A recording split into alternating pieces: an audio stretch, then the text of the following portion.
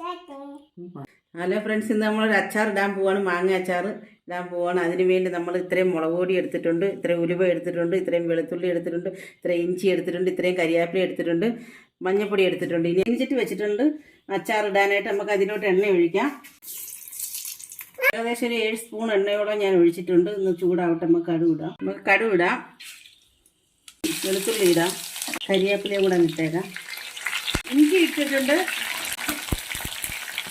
ഉലുവയും കൂടി ഇട്ടിട്ടുണ്ട്. ഇനി ഇത് മൂക്കട്ടെ. ഇഞ്ചിയും വെളുത്തുള്ളിയൊക്കെ മൂത്തിട്ടുണ്ട്. ഇനി നമുക്ക് മുളക് പൊടി ഇടാം. ഏകദേശം 4 സ്പൂൺ മുളക് പൊടിയാണ് ഞാൻ എടുത്തേക്കുന്നത്. ഉപ്പിടാം. ഞാൻ പൂത്തു പോകാതിരിക്കാൻ വേണ്ടിയാണ് ശകലം വിനാഗിരി ഒഴിക്കുന്നത്. ഉലുവപ്പൊടി ആവശ്യത്തിന് ഇടുകയാണ്. ഇനി നമുക്ക് മാങ്ങ ഇടാം.